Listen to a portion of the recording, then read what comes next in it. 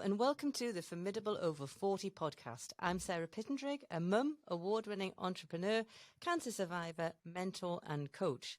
This podcast is all about sharing inspiring stories and showing that you're never too old and it's never too late to achieve your goals and change your life. On this podcast, I'm delighted to be joined by Nina Barbour, Managing Director of Bolesworth, an estate based in Cheshire, which has been home to the Barber family since 1856. Nina's role at Bolesworth involves managing the property, events and venue hire, overseeing the use of the 6,500 acres of beautiful, diverse landscape. While preserving its heritage and history, Nina is passionate about leading Bolesworth into a new era. She has also been described as a force to be reckoned with in the world of horse shows, helping to change the face of equestrian events in the UK. So now it's time to hear more. So let's get stuck into this episode of the Formidable Over 40 podcast. So, hi Nina, it's wonderful that you can join me today. Can you share with us a little bit about yourself? So I'm Nina Barbour, and as you say, I'm the Managing Director of Bolesworth, which I'm very lucky to have called my family home for most of my life, and is the home to Bolesworth Castle and the range of businesses we have here. Primarily the estate, which is a dairy farming estate in the heart of Cheshire, which has been diversified over the generations and now has a portfolio of commercial property, residential property, still very much underpinned by those dairy farms, which are some of the leading dairy farms in the UK. Cheshire is unfortunately quite wet and very suitable for growing grass, which suits Frisian cows producing a lot of milk. So that's a very important part of the landscape and what underpins what we do. And then the events business, Bolesworth Events, which I set up back in 2008. And is, one of the features that's really close to my heart of what we do here at Bolesworth. And then, lots of other ventures that we're looking at alongside that. It's all very exciting. And what about Nina outside of Bolesworth Estate? So outside of Bolesworth Estate, a lot of what I do ends up being inside Bolesworth Estate. I have a passion for horses and the world of equestrianism, as you know, and I've been lucky enough to compete myself, both in the world of three-day eventing when I was younger and now in the world of international show jumping. I have a little boy who's now 2 that obviously takes up a lot of my time, 2 lovely Labradors, and I love going away to places where the sun shines a lot more than here, preferably where there's a beach and a nice cocktail bar. That sounds absolutely fantastic. And that's what you need to do. You need to have time for you, especially when you've got such a busy life like you have. So Formidable Over 40 is all about inspiring our listeners who may be at midlife, at the crossroads and feeling a little bit stuck. What does Formidable Over 40 mean to you? What do you think of when you think of a Formidable Over 40 woman? I think, when you get to the age of 40, you gain a bit of all that time in your life, you gain a bit of perspective. And I'll use a bit of an analogy of when I switched from three-day eventing to show jumping, which is very much my hobby. And I do it in very little time, but it's always been a big passion of mine. And it really hit me when, I'd never been particularly brave going cross country or particularly good at dressage, but I always loved the show jumping. And I switched to show jumping, which is a much less friendly world on the whole, and lots of people cantering around looking very formidable.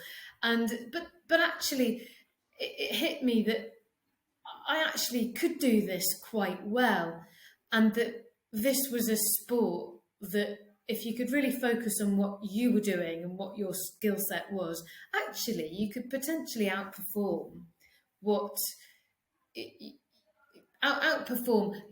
I thought I would land in it. And I thought to myself, actually, I'm not bad at this. Actually, the things that I've learned from the other sport that I did, I do dressage a bit better than some of these people. And from observing other sports people within equestrian and within other sports and from that life experience, I actually realised that a lot of sport is about your mindset and how you approach something. And that can help you outperform potentially your physical strength and ability. So I think it's that point in life where you realise that actually the sum of your life skills can really help build your confidence and give you that edge to go and do something better, and that really you're not a measure of what other people might perceive you of, or even sometimes what you might perceive yourself to be, but it's about what you want to be and what you want to achieve, and really reprioritizing things. I think you said a really valid thing then. It's the mindset shift, isn't it? Because there's a lot of midlife women who have given so much to everybody, but, you know, and tend to forget about themselves. And then they can sometimes be hit with a lack of self-confidence. But when you actually stop and take a step back, like you said, and realize what you actually, the skills that you've picked up over the years, the wealth of experience that you've put into your armor, if you like, that mindset shift of suddenly thinking, hang on, I'm not old. I'm not going to step in the shadows. Actually, what I need to do is I need to take stock of all of the things I've achieved over these last years and all of the experience and knowledge that I've built up, and use this to my power to actually propel myself into the limelight rather than into the shadows. And I think that's a very valid point. And I think it's a huge step in getting past that crossroads. Would you agree? Definitely. And I think as a woman as well, there are lots of challenges with becoming a mum at 40. But in the same way, you've got a much better perspective on it. And I think that I can only imagine that if you're in your 20s and in a much earlier stage in your career, you're much more susceptible to what should be the norm, how you should be as a mum. And I think that's an important thing, because we're not born equal. You know, it's with respect to, you know, the female in the workplace and being a mum. But I think becoming a mum later on, like I say, you've got those better skills of how you can manage your time, how you can really prioritise that quality time without necessarily we all feel guilty about not spending enough time with our kids or whatever that looks like. But I think it's probably easier to manage when you're that little bit older as well. Yeah, definitely. So if we just go back in time for a little bit, what would 15-year-old Nina have been doing? What were her hopes, her aspirations, her hobbies? What was 15-year-old Nina doing? So I was at a boarding school down south at Wycombe Abbey in High Wycombe, which I didn't particularly like, but I respected it. I didn't like it because it was such a long way from home, and I was very rooted at my home in Cheshire, and it made it quite difficult to sort of maintain friendships and relationships around home, going off 4 hours away down to Buckinghamshire to boarding school, and it felt very alien to me. However, it was a great school. It was a real factory for producing results, and it gave me the mindset that I didn't really know what I was going to do with my A-levels and my exams. I just wanted to do the best I could and get the top grades, and I did. And that was sort of, I always saw that as having that in the bag. At the same time, you know, I had the passion for horses, and I spent a lot of time thinking about that and thinking about a career after school where I could take a year out and really get a foot in the door with the eventing and the horses. And I was lucky enough to then go and spend a year in New Zealand working for Katrina McLeod, and you know, she was a top level eventer and show jumper at the time in New Zealand. And it was, for me, that was my short-term goal. But then I always knew that I was going to have the opportunity to take on the business at home, but wanted to go and do something else and pursue that passion first, in a world where actually there are lots of life skills to be gained, as I mentioned earlier. So that's where I was at. So now we sort of come to the role of you as managing director in Bolesworth. So you've come that distance, and now you are, as we said, managing director. I mean, what was the journey then? So what was the journey from New Zealand to get you into that role as managing director? So I really had a very light involvement in the business at home, up until really the time when my father died back in 2007. And so I would have been 27 at the time. And then, you know, there was time, although he died fairly suddenly of cancer. When we realised what was happening, it was a very quick illness and a horrible illness that led to his death. But I was very lucky because my parents had a very close relationship, and whilst day to day Mum wasn't operationally involved so much in the business, she was absolutely up to speed with what was happening. And we had a transition period where she really took the reins and led the business and enabled me to gain experience. I think then the next sort of 10 years was a really tricky period because whilst being put in that position of managing director of our family business, which I obviously knew, lived and breathed all my life, but at the same time really knew that I hadn't had the formal experience. I hadn't gone and spent time in corporate business, like in hindsight I would have liked myself to have done. And so it was a difficult time to really try and gain that experience and feel like I'd earned that title. And it's only really been very recently, and probably back to that 40 point, that I've actually thought, no, actually, it's my time now, and I can, and I've sort of earned the right to. Yeah, absolutely. And I mean, that must have been a heck of a thing to have been literally propelled into that position. I mean, how did you sort of, not manage, but I mean, what sort of support did you have to, as you said that you worked obviously with your mum, but in terms of, yourself and your everyday, how did you sort of blend into that position? Well, through great support. And when I say I was immediately made managing director, I was by title, but really I wasn't operating 100% that way, because we had a great estate manager who'd worked with us for a long time before my father died and became the estate manager soon afterwards, really alongside handing over from my mother. And so I did have a lot of support, but equally then it took a bit of time to be in a position to put in my own take on the business. And actually it wasn't until Matthew, who'd been with us for many years, was given his absolutely ideal opportunity to go and work as the main land steward for the Duchy of Cornwall, and which was probably one of the few roles that would have prized him away from here.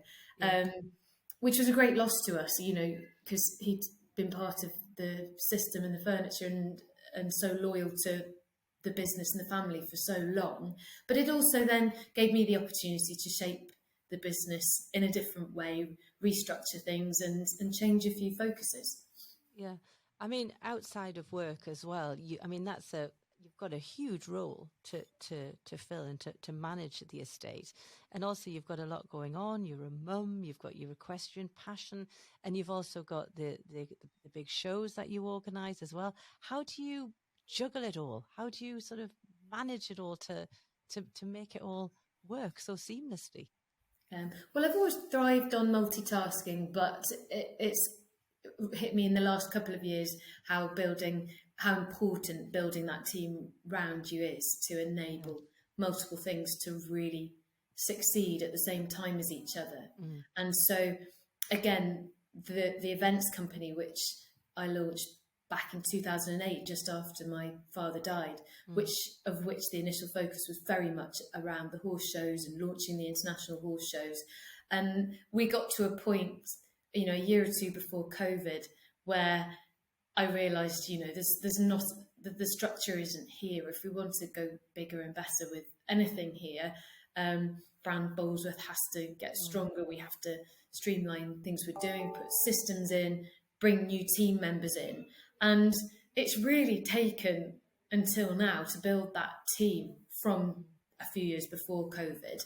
And with the help, in the first year or two, we took on the help of Nikki Kavanagh and the Juniper Company, who are a strategy company that just helped me put some of the basics in and helped me make a few of the big changes to how we structured the business and really put some structure in. And then during and COVID to the present day, you know, that those systems and improvements and streamlining have been helped by the people have been put in place. And it's only really this year where it's felt like we've made that really important headway and got the 4 or 5 key people in place to enable us to take the big steps forward that we've been planning for the last 2 or 3 years. It's very easy to be creative and think of great plans, but the frustration for me has been over the last 5 years, we haven't quite got the system and the people there to make them happen. And now I'm confident that we have. Yeah, and it's such a valid point, isn't it? You know, especially when you're going through those periods of growth, to have those key people in place who also share the same passion and have the same vision as you. It's so important. And the one thing I've seen myself over the last few months, you've had some fantastic show jumping events at Bolesworth. They seem to have been a huge success. Tell me a bit about those, and you know, what is it that you enjoy so much about hosting these wonderful events at Bolesworth? Well, as you say, it's always been my passion, and it's been a bit of a roller coaster over the years. As I said before, it rains a lot in Cheshire, and in the early years we had a terrible, terrible time. You know, every event was so stressful because it was a lottery as to whether it was going to rain and all the lorries would get stuck. And now, over the last 10 years, we've built the infrastructure, helped by hosting Carfest North, which has been a big festival that's run here. And part of their deal has been contributing to our infrastructure. And we're now at the point where we have the all-weather facilities for the sport, we have the all-weather facilities for parking the lorries, and a lot of infrastructure and drainage. So it's made running those events, all the events we do here, a lot more enjoyable because we're resilient to a point anyway, but resilient when the rain falls heavily. This summer has been fantastic because we've had the best summer of weather I think we've had for a long time, and then our venue's stunning anyway. But in that Spanish sunshine, it was a really, really, really special.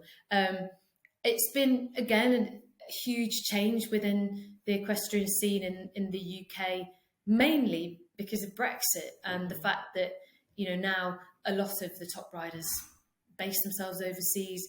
A lot less of the European riders come over to compete in the UK because of just the sheer cost and logistics of it.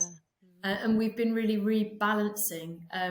But this summer was really, really encouraging. You know, we were full of entries. We had great standard of sport. And it feels like we've rebalanced. We've had to reduce the public side of the events back over COVID, although we were lucky enough to run them behind closed doors. And it feels like we've got back to a really nice platform to then grow the corporate hospitality, bring back different disciplines within this different equestrian sports, and build on the retail and consumer offer, and get back to where we was aimed to be with those events.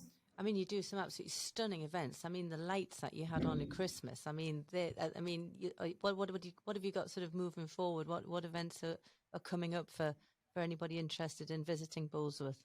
Well, we've had a big expansion of the events calendar. Again, we joined forces during COVID with Matt Bates, who headed up another events company that we've worked with a lot on the production of the Liverpool International Horse Show. So we merged the two companies and increased our capability and bandwidth. And this year we've already had a couple of new family events with movie nights and a summer maze with sunflower picking, which will transition into a spooky maze with pumpkin picking, circus, fireworks, and again our Christmas lights event, which is much more than just the lights trail. There's Santa to visit and fun fair and Christmas market. And the nice thing is we're seeing a lot of crossover of customers to those events. It's very easy when you have a niche event, an equestrian event, to think they're just equestrian people.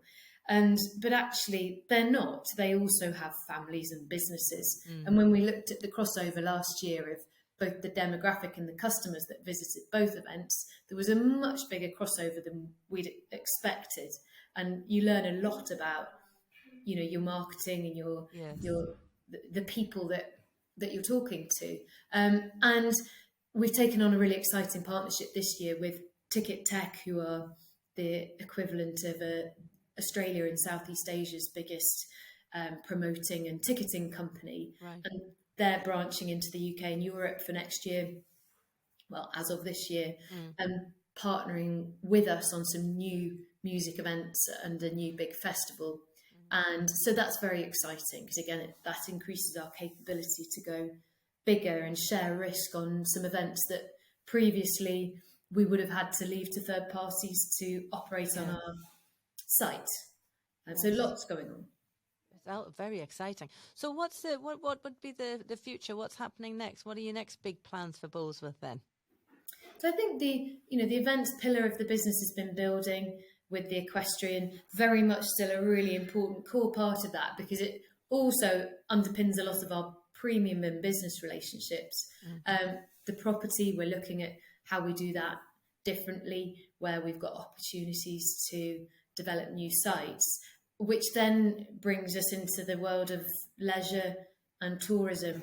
And we're fortunate to have a beautiful part of the estate on the Sandstone Ridge, which is a well-known walking trail. And it's been put forward to be designated as an area of outstanding natural beauty, which just shows you what sort of landscape it is.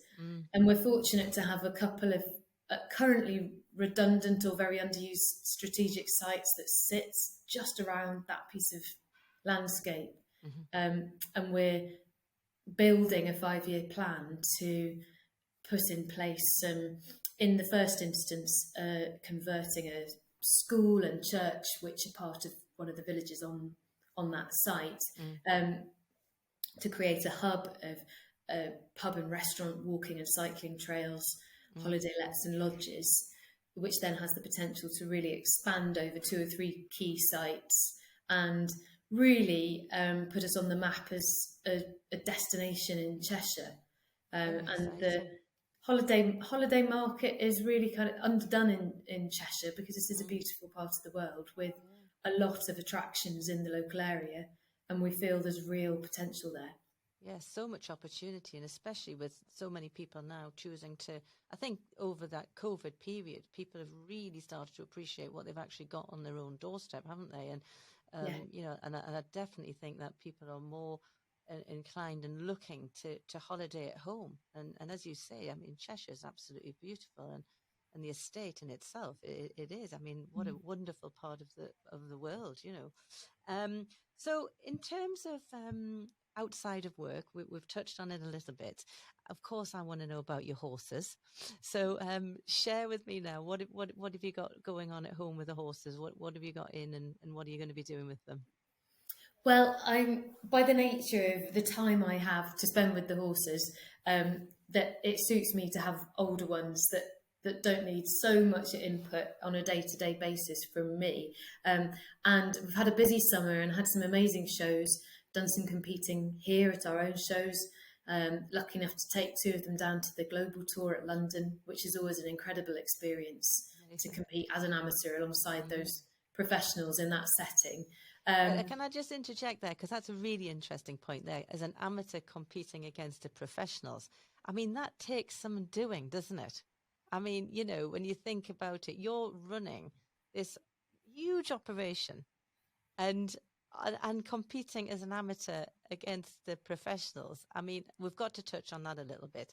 How do you do that, basically? Because people are going to say, how does she manage to run that big business? She's a mum to a little boy, and she's competing, you know, at these huge events. And I know that there's many amateurs suffer with the juggle. How do you manage to do that, to invest that time to compete at such a high level? I think, again, it comes down to being lucky enough to be able to go out and find some quite special horses. But it's not just down to that. It's about finding those horses that you can build a really meaningful and trusting relationship and get to know. And, you know, I'm not very good at hopping on a new horse and going and doing amazing things, but I've built up a relationship with a couple of the horses that I've got that means that I really know them.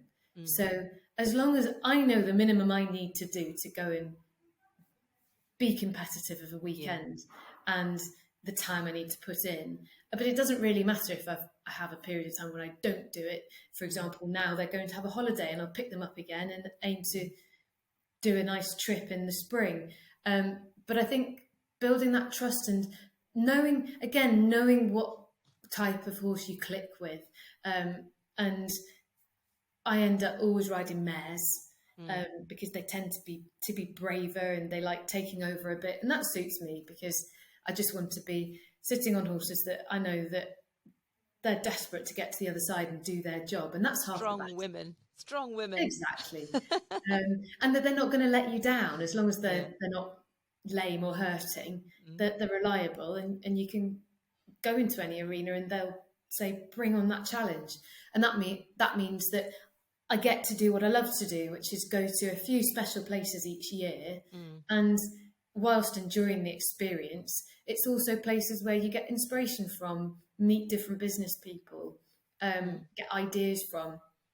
And that's really, really valuable. And I think to keep in touch when you're trying to, when we are promoting our own events, and it's so important that you understand at the ground level what people want and what people expect and where the industry's going. And it's, in some ways, it's a bit of a depressing industry to try and compete against when you're trying to run the events, because so many of those events worldwide now aren't really run commercially, don't have to. And so you've got to be clever about it and just think about the things that you can do to create special experiences for people. Yeah, definitely. And a lot of, I know, obviously I've got a coaching business as well, and a lot of my sort of clients say to me, "Oh, I really struggle with the juggle." You know, it's like, how can I find time for me? And you seem to have really been managing that incredibly well. You know, you're still managing to compete, as you've said, as an amateur against professionals, which it sounds very easy when you say it quick enough, but it's a tough sport. And, you know, you're doing incredibly well. And you're a mum, and you're running a 6,500 acre estate with so much going on and so much, you know, so many plans that you're working on for the future. So if someone was saying, "But I just don't know how to do it, I just can't break through the juggle," have you got any advice for anybody listening in terms of what you think are some key takeaways to help them to claw back some time for themselves? I think it's just about, again, putting the right teams around you that enable you to do it. And, you know, that's not just easy, because that doesn't come without needing the resource to do that in a lot of areas, because it, you know, in order to part-time ride horses to a high level, you need somebody there that can manage them and ride them in between. And so that does, being honest, that's the bit that enables me to carry on doing it. Because, you know, Joe, that's worked for me for a long time, understands how I operate and will help me fit in what I can into the time that I have, and understands that in the bits in between, she takes over. And you know, I'm able to have somebody else come in and give them a really good training session to keep their fitness and training up in between on the days when I can't. And I think it goes for everything you do. It's about being able to drop one thing, knowing that everything isn't going to fall apart, whether it be a part of your business or your home life, or if you're lucky enough to be able to go and do crazy things on horses at the weekends. Yes, absolutely. And the other thing, Nina, I mean, again, the most strongest and the most resilient of women suffer from self-limiting beliefs and from imposter syndrome. It's something that I've suffered with myself, and it's something I come across a lot with my clients. Is it ever anything that you've come across yourself? And if so, have you got any advice of how anyone listening who may be feeling held back by those feelings can break through? Oh, definitely. I mean, I think that all the time about everything I do. And I think it's that constant battle of having to take a step back and actually say, you know, what are the bits that I can add the most value? Which are the bits that I'm best at? And, you know, again, the analogy of the horses, you might get on one horse and think, if only I had time to do this, I might get there. Well, actually, forget that. focus on the one that does click with you and do it well. And at the same time in the business, and I think it's been a really tough one with so much changing and so many people changing for me within the business to work out where my time is best spent. And I'm not there yet, but it's about having the right people around you that can challenge you in a really constructive way and say, well, why are you doing that? Why are you, burying yourself in the detail down there where you might be able to do it better, but go over there where you can change the dial and make the biggest difference. Yeah. And I think it's where you've kind of come through a system or a lack of system where you've ended up getting too involved with too many things. It's getting out of that habit of, my worst habit is wanting to get embroiled in the deepest level of detail because I find it interesting, and actually saying, well, no, leave that to somebody else who might be better than you at it or might not be, but you've got to trust people with getting on with the ground level stuff to be able to take those bigger steps forwards and change the dial of the actual business. And letting go as well, isn't it? It's about letting go of a lot of baggage, isn't it? And just sort of at midlife, it's that stake in the ground and saying, do you know what? I've had enough. I've potentially got more years behind me than I've got in front of me. I've got to let this go. And I think sometimes, women can be very hard on themselves, can't they? And really pitch themselves high. And I think it's like you say, we also got to give ourselves a bit of a break. What's next for Nina? What have you got on your radar? What's the next goal? Have you got any goals or anything that you're aiming for at the moment? Well, I'm still hoping to go and succeed in my ranking class in the show jumping, which is a pretty it's too ambitious really for the time I've got and the time I get to do the sport. But while William's still young, I've got the opportunity still with a few quiet times in the year where I can go and spend a few weeks away and get away from it and really focus on that. I think within the business, like I just said, we've just had our last key senior team member join us, who's actually heading up our property and leisure part of the business, which is the main driving part of the business. And he's got more experience in the corporate world than anybody we've ever had join us. So it's an really exciting time because, as I said to you, we can now sit down as a team and put much braver goals in place for the next 5 years with the belief that we've got the key senior team members in place that are capable of knowing who and what resource they need to deliver those goals beneath them. Yeah. And that's a very exciting place to be. I think there's some real key takeaways from this conversation that we've had.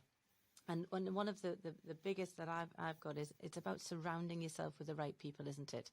You hear that saying of you need to be surrounded by radiators, not drains. And I think what you're saying is in this interview, it's about the importance, isn't it, of being with people who are going to put the wind under your wings and support you. And yes, we've got to believe in ourselves, but equally, it's important to have the right people around you, isn't it? And how do you make sure, because that's a difficult thing, isn't it? That breaking away from maybe people who aren't necessarily the right people for you, because it is quite a hard thing, isn't it, to sort of take a step back and say, actually, I need to get myself out of this situation and I need to surround myself without offending. I mean, how can people who are sort of a bit stuck and a bit trapped get away from that sort of negative environment? Because it can be quite challenging, can't it, to do that? What advice would you have for people who maybe are finding themselves stuck and they know that they need to get out of it, and they need to find the right people? It's often easier said than done, isn't it? What advice could you give? Oh, it's been such a tough few years for that, because when you're really new to recruitment and the opposite of recruitment, it's so hard because, I hate to say it, but our strike rate, we've had to bring in so many new people and we haven't made all the right decisions. And I don't think it's difficult if you have somebody that's not right, that's doing something terrible, that's disingenuous. No, that's not a hard job to do. No. But where you've made some decisions which have involved big life changes for people to join you, and then you realise they might be trying their best, but they're really not right, that's the toughest thing, because they're, you know, regardless of them not doing the right job for you, they're people with families and lives that you're messing around with. And but unfortunately, it's making the decisions soonest and being brave about it is the only way to progress. And we've, you know, and even with a couple of the really experienced people I've brought in at even at a chairman level sat next to me, we've jointly recruited some people that we thought we were making the absolute right decision, and it's really gone wrong. And I think it's about managing that process in the most understanding, kind way, but not beating yourself up when you make mistakes, because you're going to. And I think, you know, there must be statistics out there, but if you're recruiting a lot of people, they're just not all going to work. They're not all going to fit. And when it becomes really apparent that somebody doesn't fit and they're not towing your line and moving in your direction, that's just the most damaging thing, and it brings a lot of good people down with them. Yeah. And it is about making those decisions quickly, isn't it? And I think that, like you said, a very interesting thing there as well. It's about not just homing in on failure. You know, failure is such a awful word, because there's always lessons to be learned, isn't there? And sometimes people just, they think, oh, I've made a mistake, I've failed, and they hang on to it too long, don't they? And I think you've just got to, you know, you've got to cut loose from that, haven't you? And you've just got to say, right, look, I've got to take the lesson and I've got to move on. Otherwise, it doesn't take long for you to start digging yourself into a black hole, looking at all the bloomer mistakes you've made, rather than looking at all of the wonderful things you've done. You know, it can sometimes overshadow. And I think you've just got to cut quick, haven't you? And move on. And when you ultimately want people to like you and to be kind to people, sometimes you know, you're not able to move on in business whilst maintaining that. I know, it's a very fine line, isn't it? It's really difficult. I mean, it's been an absolute joy, and unfortunately the time is coming to an end. And but before we close the interview, I've got one question that I would like you to do for our audience. And really, it's about paying forward some of your advice. What words of wisdom could you share to someone who is feeling stuck or at a crossroads in their life, who's listening to this, and they just don't know which way to go, left, right, backwards or forward? What would you suggest to them they should do? I think never be afraid of taking a step back and going and reaching out for advice or help, at the same time as being very open-minded to making big changes in their lives of how they've done things, and considering starting some new things and stopping doing some things which end up just being damaging to yourself and how you operate. And that's been, you know, through the last 5 years, with conversations with yourself, Sarah, with Nikki from the Jupiter Company, with Gaurav, our chairman, and lots of the people that, you know, joined the business and have been really positive. It's about being brave and doing something different. Yeah, absolutely. What wonderful advice. And I also think that sometimes there's too much pressure on, what do you want? What do you want? And sometimes I think it's a lot easier to think, what do I not want? What do I not want? You know, and start ticking off a list of, I don't want that, I don't want that, I don't want that. And then actually to find what you do want instead. And that sometimes can help you break through much quicker, can't it? So, Definitely. Nina, all I want to do is to wish you the very best and to thank you so much for joining us on Formidable Over 40. It's been an absolute pleasure to see you again. Thanks, Sarah. And for anybody who'd like to learn more about what we're doing here at Bolesworth, both in terms of the estate and the events that we're running, just head down to bolesworth.com and you'll find all the information there. That's absolutely wonderful. Thank you so much, Nina. It's been an absolute pleasure. So thank you for listening to the Formidable Over 40 podcast. Thank you so much again, Nina, for joining us and for sharing all of your absolute words of wisdom. You can find out more information about the things we've discussed on this episode in the show notes.